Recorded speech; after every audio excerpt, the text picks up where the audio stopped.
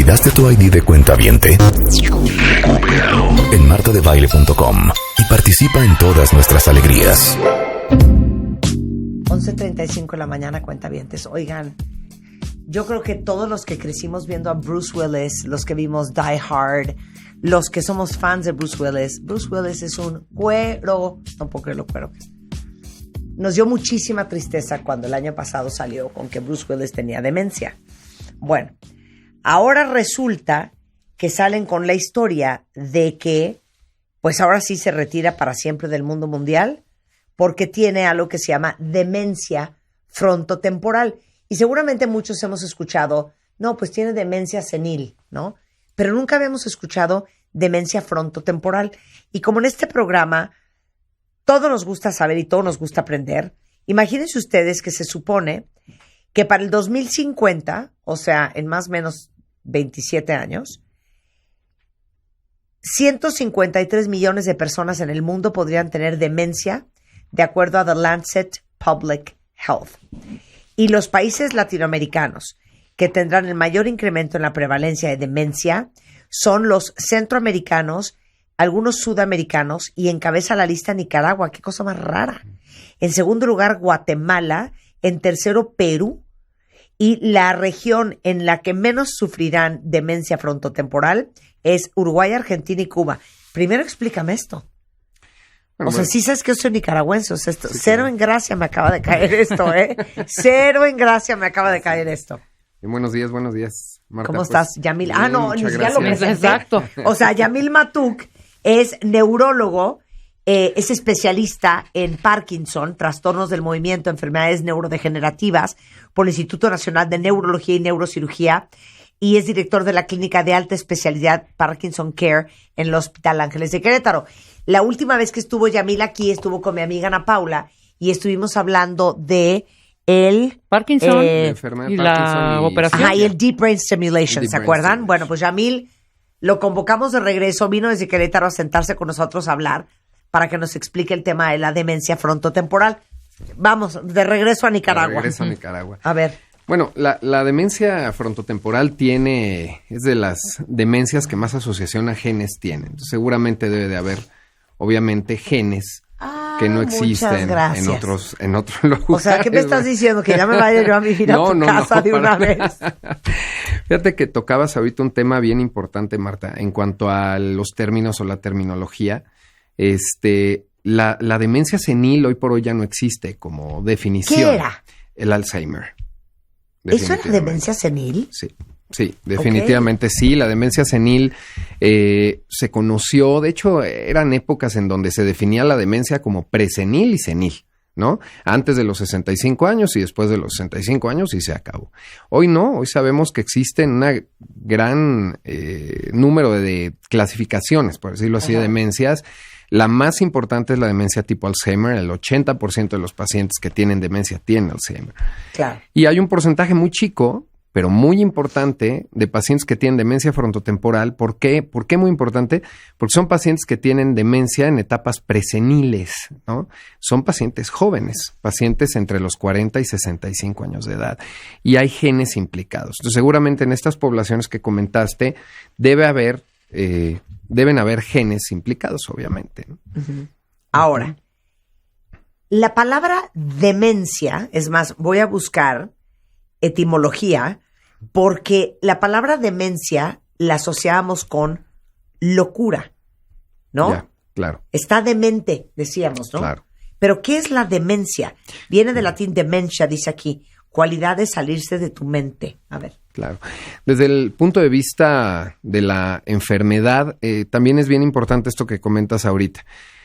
La demencia se conoce como aquella entidad en donde el paciente tiene dificultades en sus funciones cognitivas o intelectuales. Uh-huh. Muchos conocemos, por ejemplo, la memoria como una de las principales formas de presentarse, cuando el paciente deja de tener recuerdos, sobre todo a corto plazo, y esto ya afecta a sus actividades básicas de la vida diaria. A todos se nos olvidan por ahí las llaves alguna vez, o estamos con mucho estrés y olvidamos el celular en algún lado, etcétera.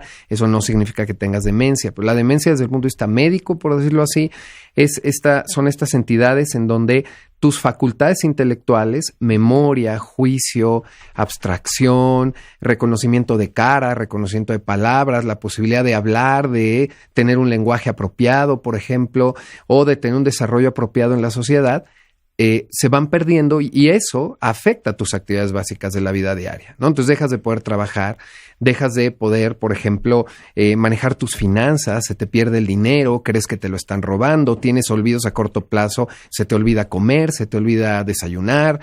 Entonces, a eso se le llama demencia. Hay una clasificación del último tratado de psiquiatría en donde hablan más bien como de desórdenes neurocognitivos mayores. Uh-huh. Pero a la demencia, a este grupo de enfermedades neurodegenerativas que producen estos síntomas, se les sigue conociendo como demencia y nosotros los neurólogos seguimos hablando de demencia.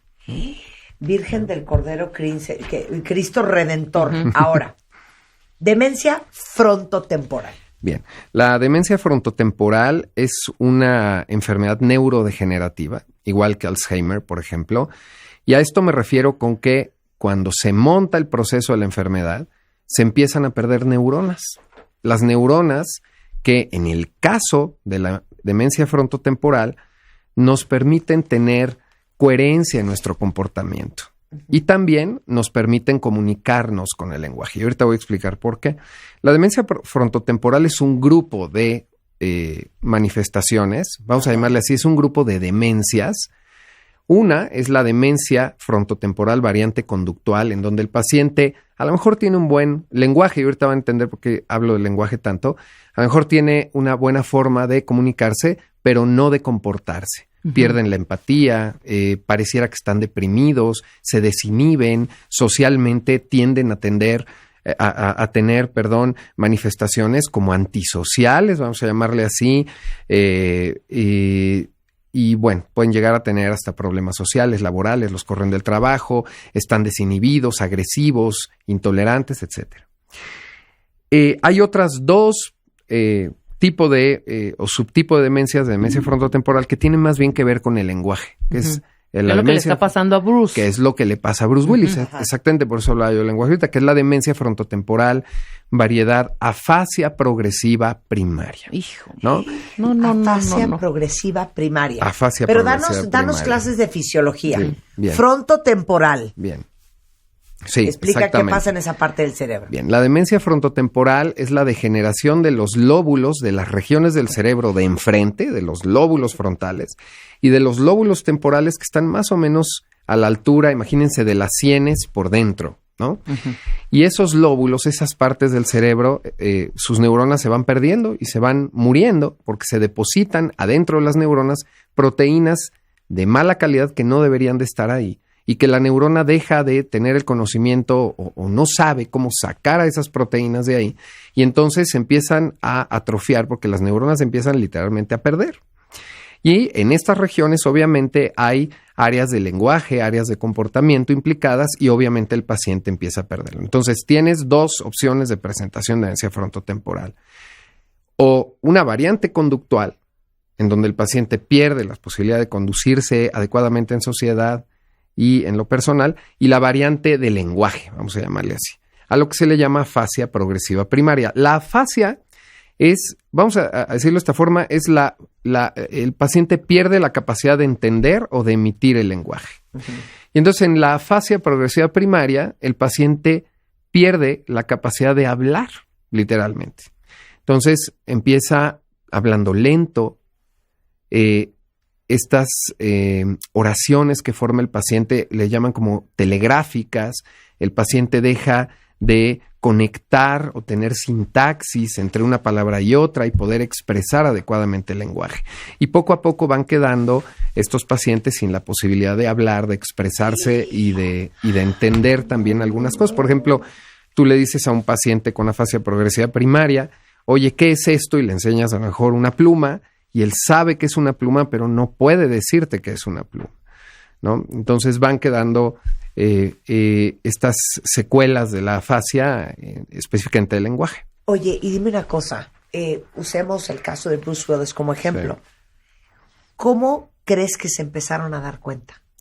Fíjate que es interesante esta pregunta que me haces. Hace 2 años A Bruce Willis le dieron un premio, yo no sé si tenga algo que ver por ahí, pero a uno de estos premios que dan al muy mal actor del año, una cosa así. Yo quiero pensar que ya tenía cierta expresión de la enfermedad. ¿Cómo empezaron a darse cuenta? Él mismo seguramente empezó a darse cuenta que no podía expresar adecuadamente el lenguaje. No tienen tanto problema de memoria, ¿sabes? Ellos pueden aprender bien las cosas, probablemente un guión, un libreto de sus películas, pero expresarlo seguramente no podía.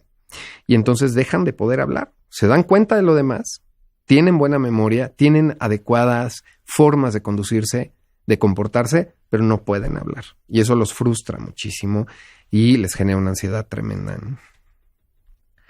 Pero estoy tratando de entender la razón por la cual nosotros podemos hablar.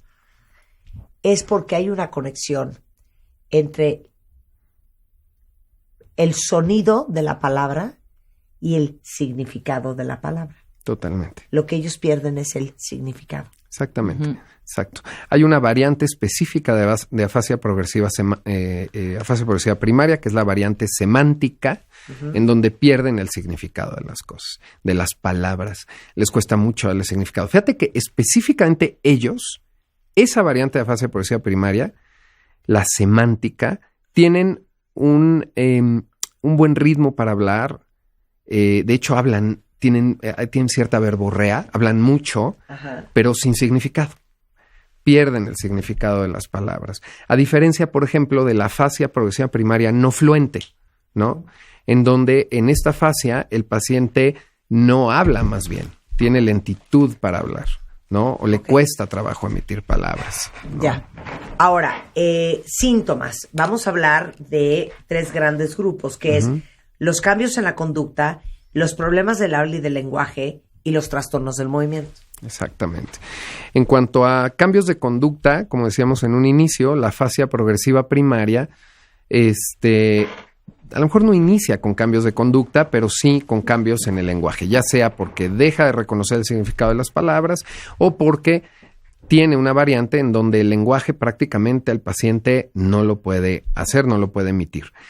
Y por el otro lado, desde el punto de vista conductual, sí, en la variante conductual de demencia frontotemporal, el paciente, que no es específicamente la variante de Bruce Willis, pero bueno, está dentro del grupo, dejan de tener este contacto social, la empatía, las ganas de hacer cosas, el autocontrol, el insight, ¿no? Que tiene uno como persona. Y desde el punto de vista de los trastornos del movimiento es interesante porque hay una variante genética en donde además de los trastornos de conducta también puede haber una debilidad por algo a lo que se le llama esclerosis lateral amiotrófica. Están correlacionadas, entonces tienen una demencia con dificultades para conducirse socialmente en cuestiones de conducta y además tienen debilidad y se van quedando débiles por la esclerosis lateral amiotrófica asociada a demencia frontotemporal. ¿Cómo le pasó esto a Bruce Willis? ¿Cómo te pasa esto? Factores de riesgo es de las demencias en donde más implicado, digamos, está el tema o la explicación genética. Seguramente, no lo sé, pero seguramente tendría una relación con alguien con demencia frontotemporal en la familia. De hecho, se dice que el 50% de los pacientes con demencia frontotemporal tienen a un familiar de primer grado con antecedentes de demencia frontotemporal. Y el 10% de los pacientes tiene una herencia autosómica dominante. O sea, el padre o la madre van a aportar el gen y el 50% de su descendencia tendrá la enfermedad. Es que eso no ha salido, No sabemos si los papás de Bruce Willis tenían esto, los abuelos. No lo sé. Alguien probablemente en la familia, aunque el otro 50% podría no tenerlos, pero, bueno, sabemos que sí, es su factor de riesgo más importante. Oye, y dime una cosa, Yamil, ¿no es súper fácil que te diagnostiquen de Alzheimer, pero en realidad lo que tienes es demencia frontotemporal? Sí sucede, y sabes que es todavía más fácil que te diagnostiquen con depresión, por ejemplo, con trastorno bipolar. ¿Qué? Sí, vaya, porque estos pacientes inician, la variante más frecuente es la conductual, y los pacientes que inician con problemas de conducta casi siempre inician con diagnósticos de psiquiatría. De hecho, se dice, hay cortes que hablan de hasta 3 o 4 años para llegar al diagnóstico, en lo que va avanzando la enfermedad. Entonces inician como con apatía, por ejemplo, y esta apatía pareciera más una depresión. Entonces inician tratándose con depresión, no funciona el tratamiento, hay cierta refractariedad al tratamiento, pasan a lo mejor a otra consulta, en otra opinión, le dicen que tiene trastorno bipolar, y van avanzando así, porque con Alzheimer, digamos, la diferencia que tienes muy claro es que en Alzheimer sí tienes francos problemas de memoria a corto plazo. Y en demencia frontotemporal, ¿no? Pero apatía, porque participas menos. Participas menos, tienes menos ganas de hacer las cosas, tienen los pacientitos mucho menos ganas de salir adelante, de emprender proyectos, de pronto empiezan, por ejemplo, a desinhibirse, a tener ciertas conductas sexuales o también de hiperoralidad. Por ejemplo, empiezan a comer muchísimos carbohidratos, suben de peso, y todas estas cambios en la forma de conducirse de los pacientes, pues los lleva a pensar, y también a nosotros, seguramente a otros compañeros psiquiatras, por ejemplo, que el paciente tiene a lo mejor un trastorno más bien emocional, más que un trastorno neurodegenerativo, ¿no? Se trata. No se trata, desgraciadamente, no tenemos tratamiento. Nada. Nada. Tenemos el tratamiento no farmacológico de mucha contención a la familia, y el tratamiento farmacológico, pues bueno, si el paciente está ansioso, damos ansiolíticos, se ha demostrado eficacia, por ejemplo, en antidepresivos inhibidores de recaptura de serotonina, que le llamamos nosotros, que son fármacos que aumentan los niveles de serotonina en el cerebro.